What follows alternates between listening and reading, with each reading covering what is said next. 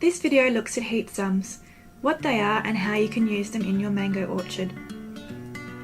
Heat sums are a way to predict when your fruit will be ready to harvest. It is the time taken for flowers to become mature fruit. However, mangoes don't grow based on calendar days. They require a certain amount of heat or heat units to grow. This heat is in the form of daily temperatures. To measure it, we look at the temperatures for both night and day, so your maximum and minimum temperatures. There is a formula to calculate how much heat your trees are experiencing.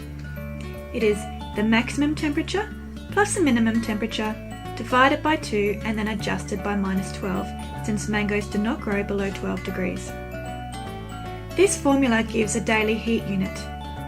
If we take that daily heat unit for one day and then add it to the next day and the next and the next and so on, eventually you will reach the magic number at which your fruit is ready to pick.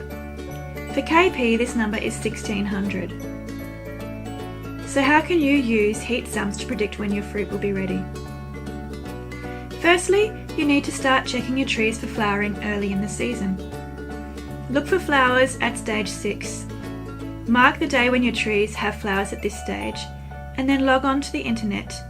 The nt.gov.au site has a mango heat sum calculator on it.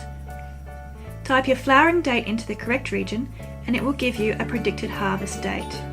As simple as that. However, it is important to note that these dates are based on historic temperatures, updated with real temperatures as the season progresses. So if your trees flower in May, but the weather between May and your harvest date is hotter or colder than average, the dates can shift. By rechecking the calculator through the season, you will get a good idea of whether your harvest date needs to be altered. We also recommend that you use a second method to confirm your maturity a week or so before your harvest date.